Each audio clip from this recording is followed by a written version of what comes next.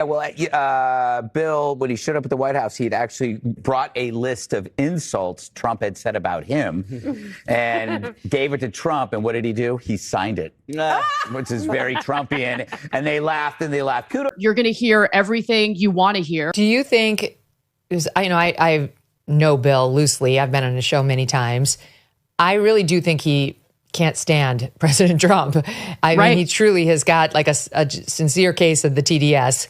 But he did this, which was extraordinary. So do you think there's any chance he comes out liking Trump? Knowing Bill Maher's values, it's unlikely. I do think that they have some common ground. Yes, Megyn Kelly sat down with Anna Kasparian in an interview. They talked about Maher visit to the White House. If you've been following this channel, you realize I did a whole segment about it where I elaborate, share my views on what is going on. I've been following this for a very long time. Kid Rock released a clip on Fox News where I realized what actually happened inside the White House. Maher went with a list of insults Trump has poured on him for the past years, and Trump did not hesitate. He signed it. So it is important I show you people's reaction to this segment. It could not have been better. Everyone was so surprised, so pleasant. The most shocking thing to me was, Bill's obviously a very big liberal, been very hard on the president, but he's donated a lot of money to other politicians. You've had Biden, Clinton, Obama, everybody. He had never been to the White House, and the president was so gracious. He took us up to the private residence. We saw the Gettysburg Address in the Lincoln bedroom, and I was like, "You've never been here, Bill?" And I was like, "How about this? President Trump, extending this olive branch," and we talked about things we had in common, ending wokeness, securing the border. The president was asking him what he thought about policy, going on with Iran and Israel and things. It just meant it blew my mind. It was, right. I was, very, very proud. Amazing. And by the way, it was also added that Maher showed up with a list of terrible things that Trump had said about Maher. And he showed it, I guess, to President Trump, who signed it and gave it back to him. Wow. Classic. Anyway, yeah. So what do you make of it? Because the left is very unhappy with Bill for doing this. I don't know that the right is loving it either, but I think they're used to Trump doing this now because he's had a parade of liberals come to him, from big tech people to media people. So what's your take on it? Well, I have some experience with this, not necessarily meeting with Donald Trump, of course, but, the culture where you're not supposed to talk to the other side at all. I mean, I've lost friends for my willingness to come on shows like this one, because I think it's important to have these conversations. I do think that there are areas of common ground. It doesn't mean you need to be a Trump supporter, but Trump is the president of the United States, meaning he's meant to represent everyone, including individuals who did not vote for him. And if the left in general is unwilling to even have a conversation with anyone on the right, including the president, well, how are you ever going to expect him to consider the issues that matter the most to you? So I actually think opening up dialogue with individuals you disagree with is more important than just existing in this echo chamber where you're going to hear everything you want to hear, where your ideas are going to be validated, and quite frankly, where the lack of challenge to your ideas will make you quite weak and unappealing eventually to the electorate. Do you think, I know Bill loosely. I've been on his show many times. I really do think he... Yes, Maher will release a video about this, I think tomorrow on Saturday. I think I'm going to follow that up to show you what exactly is going on. Libras don't like this. They are freaking out. Some say, oh, they should unsub on Maher. They should not follow him again because of this. Maher knew that this is coming, and he made it clear, I don't give a F. Yeah, he has passed that area, people coming out to tell him what to do. What I know for sure is that Maher will always be the same. He's having his segment on Saturday. You will still look at him, see how he's going after Trump. Nothing will change. It's like taking Jimmy to visit the White House. There will always be Libras. Yeah, that is what I know for sure. I really do think he can't stand President Trump. I mean, he truly has got like a sincere case of the TDS. But he did this, which was extraordinary. So do you think there's any chance he comes out liking Trump? Knowing Bill Maher's values, it's unlikely. I do think that they have some common ground because of the fact that Bill Maher is willing to call out some of the pathologies on the left, some of the cultural issues on the left, the closed-mindedness and stuff like that. So I think that finding that common ground is important. And I think that's what kind of opened up this situation where they can sit down and have a conversation with each other. But that doesn't necessarily mean that Bill Maher is going to be like a red hat wearing Trump supporter tomorrow. It just means that at least he had a dialogue. Maybe he's better suited to understand where Trump is coming from and vice versa. It's just an important thing to do when you have two major public figures who disagree with each other come together. And I think what Kid Rock said about the importance of healing the country is very much true. Again, you have two very different sides, but is there a way that the two different sides can work together where they have common ground and also not engage in this really disgusting fear mongering and dehumanization that we've seen in this country for the last several decades in regard to the other side? We need to get past that because we need to bring Americans together. I hate the fact that we've been dehumanizing each other for so long.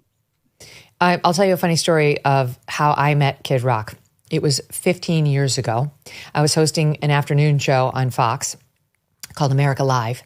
And I would go through the show email while on the air, like during the commercial breaks, and the audience would write in and kept it interactive. And an email popped up saying it was from Kid Rock and that he was in town in New York that night for his birthday and was wondering if Doug, my husband, and I could come. And it said where the party was. And it just had the ring of truth because it was specific. It had Doug's name, blah, blah. But I was also like, this has got to be bullshit. So I forwarded it to my booker and I was like, can you see if this is real? Because I actually am a fan of Kid Rock's. And so she got back to me and said, it's real. So that night, Doug and I went to this little bar that Kid Rock was having his birthday party in. We walked in, he was sitting there, he looked at me, he goes, holy shit, it worked. And we became friends ever after. So I really like him a lot. And he's gone, he's very pro-Trump now and he's MAGA, but he really was a political independent who was very open-minded. I would put him closer to like a Joe Rogan, who was maybe in a lot of ways more blue in his politics, but then we all lost our love and minds as a culture. And he's Kid Rock, for God's sake. I mean, there's zero chance that he is going to go woke. And that, among other issues, I think drove him into the arms of Donald Trump and MAGA. Yes, I just enjoy what Anna said here. Nothing but the truth. Democrat believes that if you are one of them, you should not associate with people on the other side. I don't know if we are still in 1980s where politics were like this. Things have changed. You should be able to sit down on conversations with people you disagree. She said something that drew my attention. I think I said this on one of my videos. Trump is the president to everyone. No exception. There is no campaigns again. So I don't get the point why B should not visit the White House. I saw a lot of people disagree, especially conservatives, like, oh, Trump should not allow this happen. Trump made it clear, like, I'm not really okay, but it is necessary.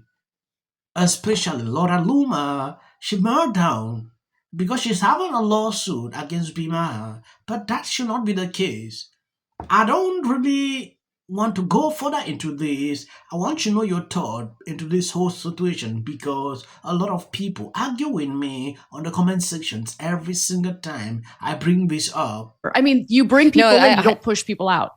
I totally agree with that. And I do think there's a reason for it. I think it's because people who are on the right spend their whole lives dealing with people who disagree with them. That's just society, while it's split, 50-50 or 55-45, depending on the era, Dem and Republican. And now that Republicans have the edge these days. But overall, liberals control the institutions. They've controlled the media for a long time. They control Hollywood. They control big sports. They control big corporations. So if you're a conservative or even just center right, like you have to deal with them everywhere. And K through 12, not to mention college education, my God, Everyone's liberal, and they want you to be too. So you either need to like be able to talk the talk or be able to politely engage. And as I always say, not make that the stakes of your friendship if you're talking about actual friends, you know, because in where I grew up, you'd have no friends if you only waited for conservatives to come into your life, right? Like I was living on the Upper West Side of Manhattan for the past. That is the truth, Megyn Kelly. I appreciate this whole segment. It actually enlightened me to a lot of things I didn't know. I want to appreciate people who support me every single day, sharing out my videos. God bless you abundantly. If you notice, the channel is not getting recommendations, and that is not ever a stopping factor. I can't stop. I will continue to update you on things happening in around you every single day. Please always share the videos. If you see my notification, click in and I will appreciate you. Best. And what do you do when you share the risk? It causes other people to share the risk too. So both of these guys had something to lose, but they put their egos aside because they realized there's nothing to lose at all once you put your egos aside. And because Kid Rock was able to take the risk, they all decided to take the risk. All right, tell us what happened. Finally, new rule to those on the right who keep asking me, Bill, you're so good at roasting the woke nonsense peddlers. Why don't you go all the way and join us? Let me give you the short answer, because I don't want to live in North Korea. Cool Bill Maher off a little bit. I like it. Yeah. Jeff Paul. You know, we talk so much about people not communicating, you know, when they don't agree on something. And this is a perfect example of two people who don't agree about a lot, but on some stuff getting together. And I'm starting the end of the month. I'm taking Bill Maher to the White House for dinner. This guy who's done nothing but talk smack about the president since day one. You're going to meet with the president. I am. So Kid Rock makes it happen. What do you think has been the response so far? Just for the YouTube algorithm, I usually add, you can end here if you want. About free speech. Dribble his genius. Fired as host of this year's White House Correspondents' Dinner. The Correspondents Association president, Eugene Daniels, said the decision was made to take the focus off the politics of division and concentrate on honoring outstanding journalists. The Trump administration is not scoring any points in international diplomacy these days. Duh. For one thing, he's shipping J.D. Vance up. It looks like the Trump administration isn't exactly getting the heroes. Call him and probably get an interview with him now and sit down and discuss things, and then that's how you heal. That's how.